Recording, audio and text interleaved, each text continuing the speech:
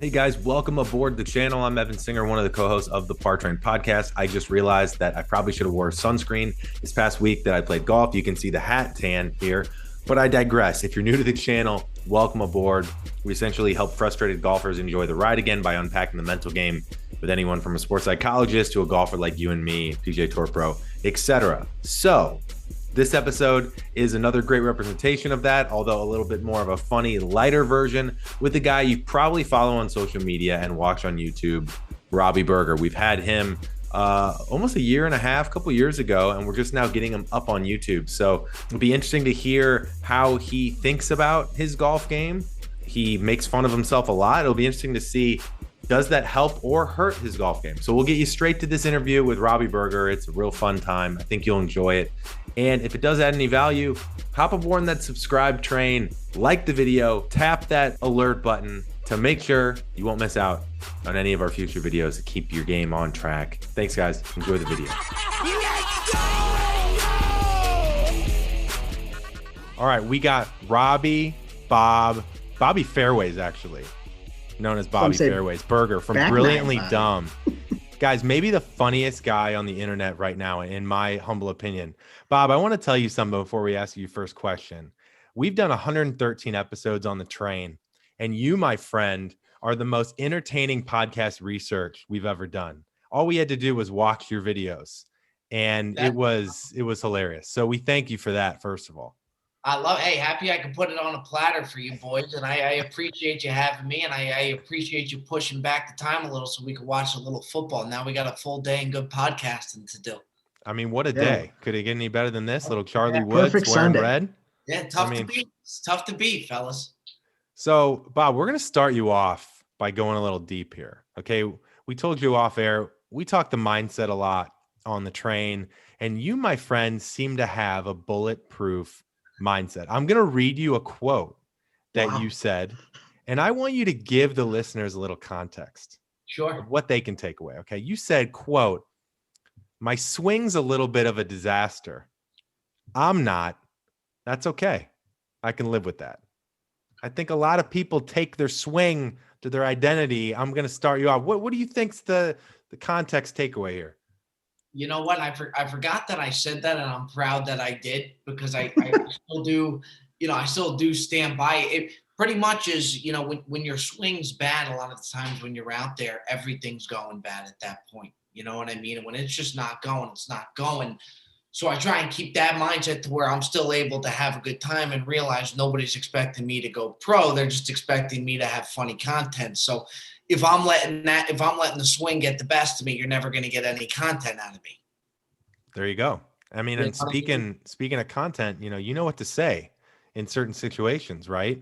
Yeah. So help the listeners know what to say to a friend. I'm going to give you 5 tough situations. Sure. And I want you to help them know what to say in this moment. Number 1, the dreaded shank. You're going to see a lot more of those. Okay. You're going to see, keep it short and sweet on them. Let them know it's going to be there. Yeah, move on. Yeah. Number 2, the bunker to bunker to bunker, just back and forth across the green, back and forth.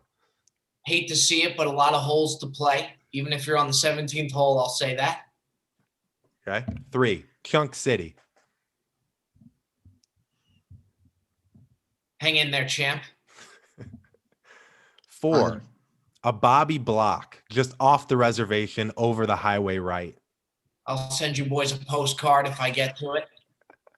And number 5, the perfect shot. Your boy drives the green, got a putt for eagle. Go ahead and seek a pin, big fella. Now tuck that baby home. Okay. Now you guys know. It's pretty strong. A lot of people are out there. They don't know what to say. Now they know. You just had 5 holes on the course with me just now. There you go. 17th hole, bunker to bunker. You hate to see it, right? I really do. But hate to see it, but a lot of holes to play by. A lot of holes. Last one coming up. So Bobby, Ev and I were talking. It feels like the term "brilliantly dumb." I mean, that could have been born on the golf course, around with the boys. So who do you know maybe is the best example of being brilliantly dumb? You know Are we what? thinking the right direction here? I tell you, I would say, definitely me going out there for sure. You got like the Joey Cold cuts and the different characters that we bring out there that I could say, are brilliantly done. Because the things we say, I guess, are so stupid, but it kind of resonates with people. Mhm. Yeah. So yeah, I mean, pretty much any foursome that we're in on the golf course, that's what you're gonna get. It's It it's seems like unbelievable. golfers are being brilliantly dumb out there, maybe more than any character, 100%. Golf right? is, golf pretty much is brilliantly done. It kind of goes hand in hand in a way. Yeah, I mean, 100%. I was thinking about this because you do such a great job of kind of capturing that round of golf on Saturday with the boys, right? Like, Appreciate it. why is it that it's so funny to capture all this stuff on the golf course with your buddy? Like, you get 5 hours, and it's just like, whether it's what he's wearing or how he's hitting the ball or what he's drinking, and it's like, what is it about the golf round? And you just want to share it to the masses, right? Your friends, blast it on social. It's a lot of Yeah. content. What is it? Too, like we go out there and like we clearly make it clear that we're not the best golfers, and I think people kind of enjoy that to where we'll show you the good shots. Don't get me wrong, like we have good shots out You there. have to. Yeah, we'll show the good shots, but at the same time, you got to keep the camera rolling for all the bad shots that you're going to get. And there's a mindset that we all have when we go out there and we film content. We know the camera's going to be rolling, so yeah, it sucks that you're playing like shit, but there's good content, so just take it on the chin. And if the fellas are roasting you like we are, you just know that it's good content. So I like going out with people that like to have a good time and don't take it too seriously. Don't get me wrong, we have our fun, we put different bets on it and stuff, but Yeah. you have an understanding that it's just going to be rolling. It ends up being 10 times better. People appreciate that more, when you put stuff out there. Yeah, it's almost like assume we're all capturing content. We'll probably all enjoy it more, right? No question. No question about it. I mean, even live with it. Even the serious, like the more serious golfer, if they would just relax a little bit, if the camera's rolling, you hit a bad shot, just it might help everybody, right?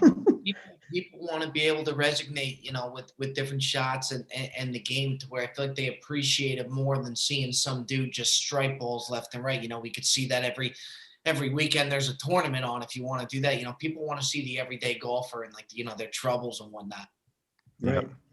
So Bob, for context for our listeners, talk to us about your background, where you're from, your time in the sports world, your journey, and how Bobby Fairways came about, so to speak. Yeah. So I was born and raised in Jersey. That's where you kind of get the Northeast voice from, and the Northeast humor. But born in New Jersey, spent some time in Florida. I was doing hotels. I was in hotel management, and came out here to California to work in hotels as well. I was a manager at a Four Seasons. And, just different people that you see come in and out of the Four Seasons. I love to go in the lobby and, just kind of work the floor with the different guests. Cause there's different hands that you're shaking, whether it's celebrities, CEOs, every day in and out. And I was in Beverly Hills where the Four Seasons was. So it was just constant. And I loved it because I love to go out there, work the floor and, meet different people, make connections. So I was having a ball with that. But then around, I would say 2 years into hotels since leaving college. Bro Bible and Barstool approached me at the same time, about possibly working there. And then I kind of realized, like, I always knew I wanted to be in entertainment to some regard, but that kind of like assured that like you really could take this social media thing and do something with it for a full-time job. I mean, it was kind of hard to wrap my head around that, but it's true. And, once that came in, it was kind of game over. I was like, sure. Yeah, I mean, it's pretty cool. I almost wish, like, if someone, I mean, you're giving all of the encouragement to your boys, right? Like, when I was watching this video and you said, be the guy now. Okay. Be the guy. Right man, right spot. Keep it right, keep it tight. If I had a guy telling me that in my cart, I'm almost guaranteed to hit it good every time, right? It's almost like a little baseball in the dugout talk, on the course. Yeah, I played baseball growing up, so that dugout chatter. Yeah. It's just like a thing, and it's such a huge part of baseball. And then, yeah, we just, you bring it out there on the golf course. It keeps it loose, man. It's all about keeping it loose out there. Yeah, love it. So Bro Bible, you connected with them, and you mentioned Barstool because when I watch your stuff, I just laugh. You remind me a little bit of the Barstool Chicago crew. I don't know if you follow Sure. Eddie or Yeah. Carl. Yeah. Like not so much the foreplay crew. They're one thing, but I really you just remind me of Eddie and White Sox Dave, and it's just great. But Yeah, that's pretty cool that they approached you at that same time, right? Yeah, it was great. It was great. And then, even for my parents, who I had been telling them, that I wanted to do something like that, when that came about, even for them, then it was like, okay, holy shit, it came real for them too, and the Barstool thing, I love what they do there. We have very similar crowds too, that type of stuff with the golf course and just different stuff. So we have definitely the same kind of demographic and audience, and same with Bro Bible too, in that regard. Oh, for sure. Well, so you're a big self-talk guy. We've kind of been hitting on this a little bit. Do you think self-talk helps you hit better shots out there? I mean, for context, I was watching you guys at Griffith Park a few months ago. Yeah. When Joey Colcutt's, he hits it over the fence. He finds the ball. You're kind of, it's a scorcher out there. I feel like you really helped him kind of turn the corner out there. But does he think that you help him? Tell us. No, when he's going south, he hates it. When he's hitting it good, he loves it. But, I think what he kind of understands is we all want him to go south, because when his game goes south, then the content is really cranking up to where if Colcutt's is going bad, we're all going good in regards to, we know there's going to be some good videos. But with the chatter, I almost think to a regard, it kind of hurts our game because we're laughing at it. So if you're shooting and one of us are in the back, talking, you're laughing at it, it's hysterical, to where it's harder to hit a good shot. But again, it keeps that loose atmosphere flowing. Yep. Totally.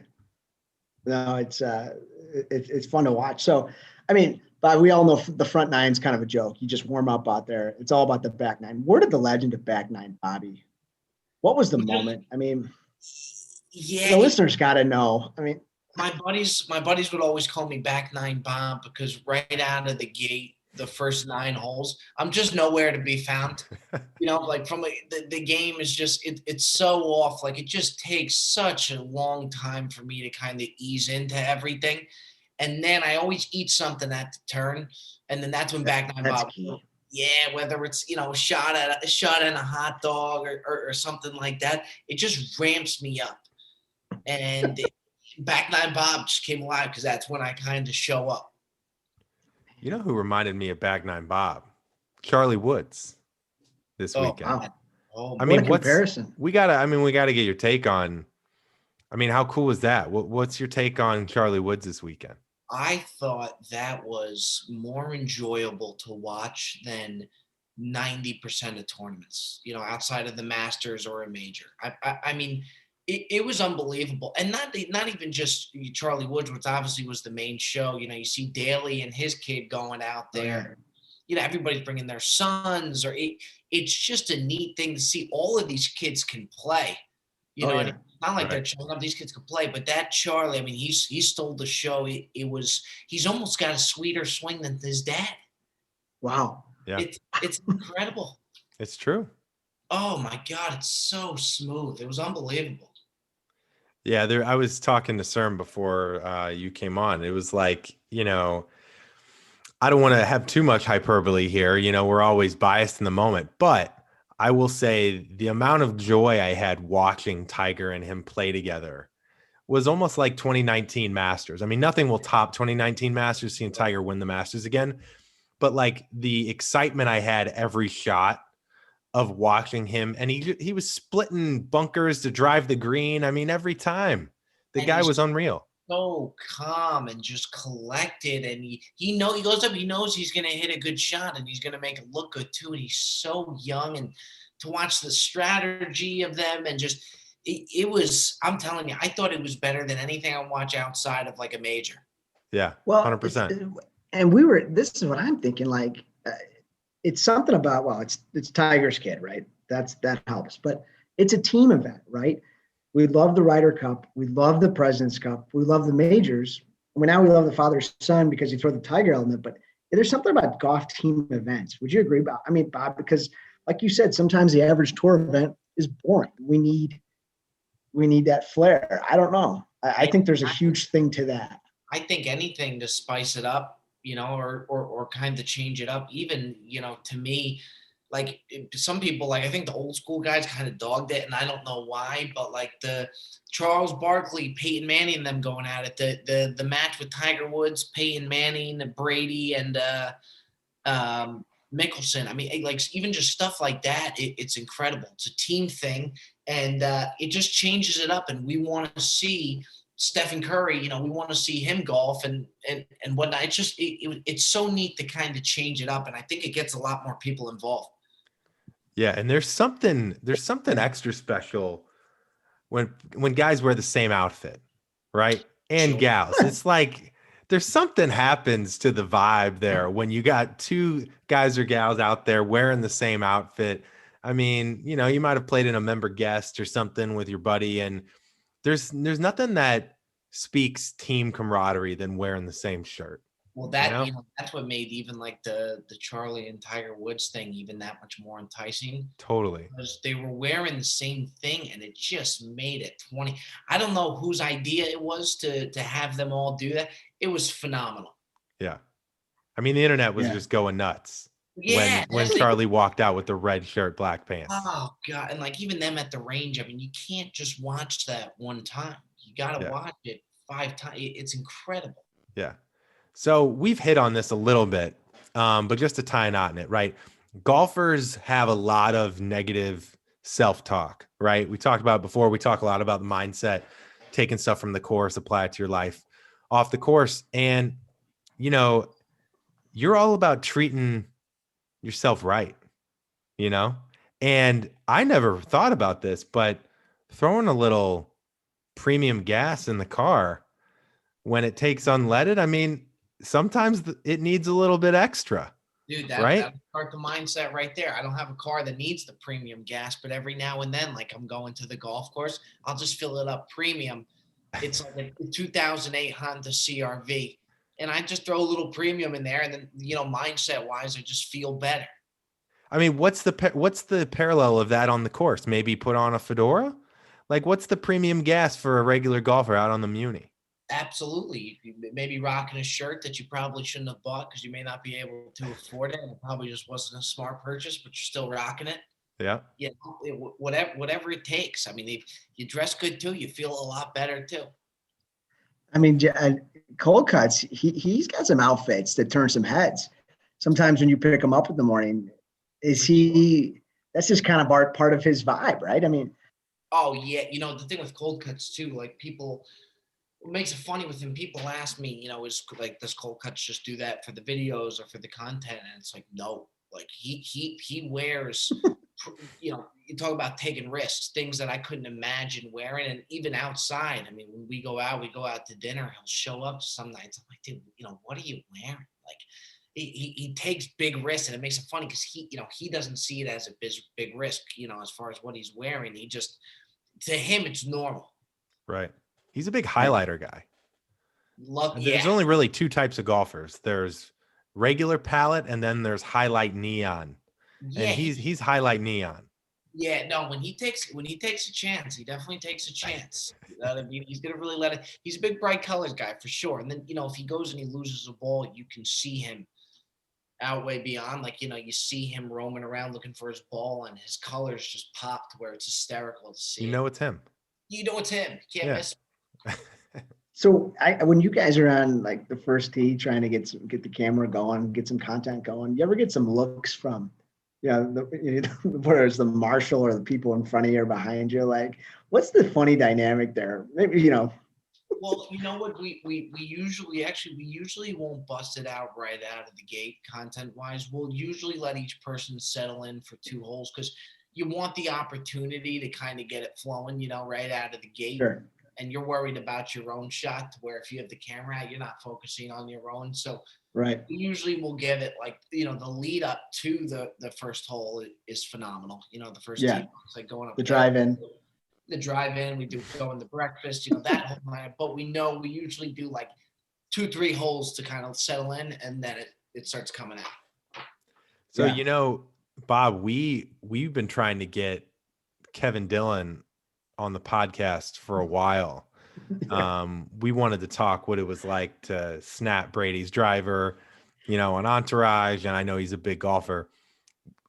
If you guys haven't seen this video of Kevin Dillon telling Kevin Connolly what to do over the ball. I mean, obviously it looks like Connolly was pretty new. What was that like? Because I want to hear, and maybe it was that day, but I want to hear about that day. And then I want to hear about maybe your funniest memory on the course. Yeah, I'll tell you, they are so fucking funny to play with. I mean, they really are. And Dillon, who played Johnny Drama, and then Connolly, who played E, they're somewhat very similar to their characters as far as, if they were in the show. To where, I noticed that too. Yeah, like it's pretty spot on. And first time I played with Drama, I was with Joey Coldcuts, and Joey Coldcuts has always been like, for us, the drama of our group, and we've always said that. So before I even came close with Connolly and Dillon, we always said that about Coldcuts. So then to go to the course to go play with, the first time we played, I had played with Connolly a couple times, but then we played with Drama, and the first time playing with him was one of the most surreal. It was just absolutely hysterical. I mean, it's just, you can't dream of anything better than that. Growing up, all of our favorite shows was Entourage. Like, that was the thing. And then you're out on the golf course with them. And then we played around me, Coldcuts, Drama, and then E. And to see them in the golf cart together, looking for their balls together, and just the banter between us, I knew there's certain times I was like, really take this moment in, because it's like, yeah, you guys are all friends, but at the same time, like, this is nuts, Yeah, 100%. That's like the one time I was lucky to play Riviera, and I looked to my right, and Wahlberg's on the tee box, right? That guy buzzes around Riviera every morning in like 2 hours, right? It's insane. Yeah. It's like Mike Ditka in Chicago at Bobolink. He plays through groups. Yeah. Literally. And you know what? If Wahlberg pulls through there, what are you gonna say? Nothing. Right. So I'm not gonna tell you gotta wait away. We're dropping Coldcuts a lot. Bobby, talk a little bit about Das Rob and the Big Maple. Kind of some international flair that they bring, and we want, for the listeners, come on, we want to hear. Yeah, you know what? We all met through hotels. So the Big Maple was the GM of the steakhouse that was on the Four Seasons property. Joey Coldcuts was the GM of the other restaurant on the Four Seasons property. I was the guest services manager. So I was inside. So we worked the night shifts because, when you're the young managers, you work the night shifts. So you do 1 o'clock to 11, although Coldcuts sure. 1 o'clock to 3 in the morning. But the head honchos and the big bosses, the GM of the hotel, they go home. They work the morning, they work regular hours. So they're gone at 5, 6 o'clock. So after they leave, the hotel's on us. We're in charge of the hotel. And again, just real good friends between the four of us. So it was kind of us looking over the hotels. We would just have so much fun together. And then once we started playing golf, Das Rob's the only one who worked at another luxury hotel in LA, and we started playing golf together, and they're just characters, Das being from Germany, hence why we call him Das, and to get his mindset on things, like he takes the game very seriously, but he's got like the German voice and still can get after it. And then the Big Maple's from Canada and just drinks like a fish, where he's like the group drunk. And then you have this really nice, polite German guy that's also taking the game way too seriously while being so polite. Is like out of this world. That's a great mix, right? Yeah, and Das will shoot like he'll shoot like a 65 on the front nine and be like reading his lines like the next couple holes, like everyone the same way, marking his ball and really it's like, you're already so many. Shot 65. Yeah, your round's already cooked. So for all those golfers out there, hopefully next year we'll be able to go on more golf trips, but what goes on behind the scenes in a hotel that we don't know? We've heard the horror stories at restaurants, especially in the late night hours too. Is there something that we don't want to know yet we want to know? Yeah, I mean, like, like you said too, like the night hours is especially the shifts we're doing, you see all types of shit because people go to the hotels to escape kind of reality to Right. some, not everybody was doing it for business. And even the ones doing on business, you see some pretty crazy shit, but you have so many interactions with celebrities, it's every day it's somebody new, and there's just so many different stories that you have them, a lot of them live with you. So if they're moving out of their house or trying to find a house in the LA area, they live with you for a month, 2 months. So Hmm. you get to know these guys or girls, really well, to where it's neat. It gives you a whole different perspective on things, and you see kind of how these guys live. So Totally. go ahead, Matt. No, I was just saying, so are some of the guys still in the industry, or like some people you still keep in touch with, or are you guys kind of all out? How did that all play out? Yeah, so like Das Rob, the Big Maple, who we all golf with, Das Rob, the Big Maple, they still work in hotels. Same thing with Joey Coldcuts. So Joey Coldcuts, who just works at a different hotel down the road. So they're still in it. Obviously, our goal would be, to make this big enough to where they can get out of it and be doing kind of what I'm able to do every day with, working with Bro Bible. And I mean, it's a dream. You wake up and your job's to make content. So like, hopefully we could get it big enough to where they're right in that, that's the ultimate goal for sure. So we got a few more for you, then we'll get you out of here. What to you is outside of the core group we just talked about? What's the dream foursome for you? Charles Barkley's got to make its way into there for sure. Yeah.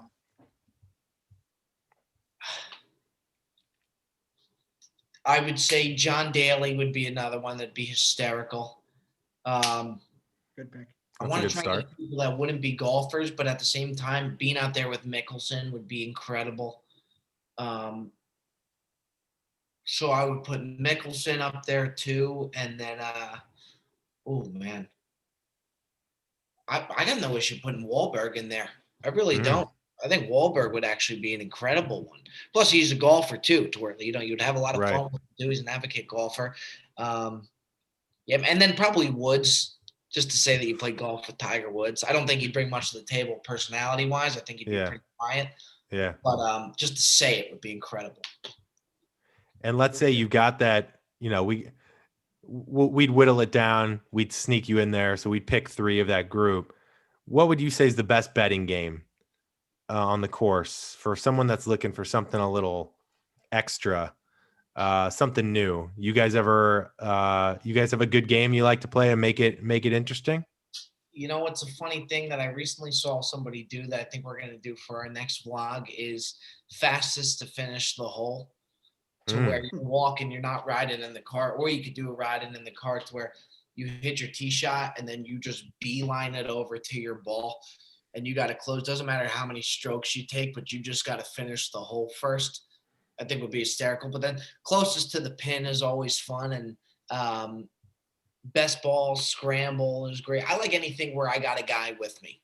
I like having a partner rather than going solo. It gets the energy levels when you got a partner. It's just so much more fun, because then if you're going solo, somebody's always going to be kind of pissed off. Totally. So yeah, anything where you can get a partner in there. Who's going to have the toughest time in playing the hole the fastest, do you think, out of your little group of boys? Like, you know what? Who's that going to really push to the limit? Cold cuts. It'd be tough for cold cuts. Look, cold cuts can hit his ball a mile, but he's going to have to get there quick, which is where it could be tough. I think I'm taking that home. Mm-hmm. I think I'm a heavy favorite going into that. I think cold cuts would struggle, but if he gets a hold of one, it goes, man. He knows how to throw the weight around. So Bob has speed? Bob's got a little burst. I wouldn't put it speed. I would say a little pep to my stuff. Bob's got pep. He doesn't have speed. Yeah. Wow. So hits it straight too. I mean, because you got to be able to find that thing and go, right? No doubt about it. No doubt about it. Keep it short. Keep it tight. All right. So we've talked dream foursome, betting games, how to keep it more fun. You talked a little bit about food at the turn. right? Yeah. We've seen a little, breakfast drink. sandwich. We've seen breakfast burritos. Should more people bring popcorn on the course? You know what? I took a lot of heat for bringing the popcorn on the course, and I understand. It was also the way I ripped the bag of popcorn to where I was eating it out of the top. Rather than getting the corner of the bag, I just ripped the top of it like it was an envelope, and I was playing around eating it with my golf. I looked ridiculous, and I took a lot of heat for it, deservedly so. If I saw somebody doing that, it looked like a psycho move. But look, when the popcorn's hitting. And if you're swinging good while eating popcorn, you'll eat popcorn and keep swinging the full 18. What's your top popcorn? White cheddar? What's your vice? I'm a smart food guy. Oh, Problem with nice the smart food, Love it. Problem with it though, it's gonna stick to the fingertips, kind of the way like a nacho cheese Dorito would. that's a problem. You're gonna Gotta get have the wet towel on the bag. yeah, there you go. You get the wet towel because you're gonna have that fingertip residue. So, speaking of food, is there any bagel, this is a selfish question, in LA that can compete with the East Coast? You know what? Are you looking for a cream cheese bagel or are you looking for lox? Probably a cream cheese. Cream cheese, you can do Bagel Broker. It's one of my favorite cream cheese bagels right now.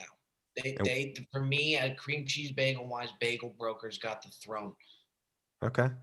Wow. Nothing crazy. It's not going to blow you away, but it'll get you by. It'll get you by. Wow. So Bobby, we're gonna let you go. But what does 2021 have on the horizon for Bobby Fairways, for the crew, for Bro Bible? What's coming? Give the listeners a look in. I think hopefully, of course, things go back to normal. But I'd like to do everything we're doing and then just ramp it up. Ramp it up and do some more collaborations. We're talking about doing with the 4Play Pod, playing up against them, I think would be a lot of fun. So doing different collaborations and kind of pushing more into the golf world. I think we're close to there, and we know a lot of people now in the golf world and different accounts, and kind of make a heavier push on that. So yeah, man, just keep rattling out content the way we are, and hoping that it'll pop off, the way that we think it can. All right, one last question to all of our Instagram followers. Anyone who follows a golf account on Instagram, what's one thing they got to do differently on the course starting tomorrow? Pre-round bagel. Even if you don't like the bagel, just force it down. Get yourself the pre-round bagel. Doesn't have to be bacon, egg, and cheese. That could be too filling. Just get a cream cheese bagel. Toast that sucker. Bring that on before the course. Let me know how you shoot after. So that's the secret. Great simple advice there. Yeah, I think more people should be crushing bagels before they're round. You gotta get that energy. You don't want the shakes on the fourth hole. Hey, it's gotta come from somewhere, Matty. Or you don't want to run to the little porta potty on the fourth hole. That's the other side of it. Well, he said stay away from the bacon, egg, and stay away from the bacon. But you know what? If that's in the cards, it's in the cards. You take the shit and you roll right on. Well, Bob, this was great. Guys, if you aren't following Brilliantly Dumb on Instagram, TikTok, YouTube, I know you're doing Cameo. Anywhere else you want to send people if they haven't came across you yet? Yeah, and then just the Brilliantly Dumb show. If you guys want to check out the show, we do it twice a week. The Brilliantly Dumb show. You can get it anywhere and everywhere. And fellas, I got to tell you, I appreciate you boys for having me on. Love what you're doing over there on the page. And if you ever need me, you say the word. Appreciate it. Oh man, thanks for jumping on. Thanks, Bob. Evan, if you want to get out there, you say the word. All right. Let's do it. Wow. Fellas, take care. Thanks for having me. Okay. All right. Thanks, Bob. Thanks.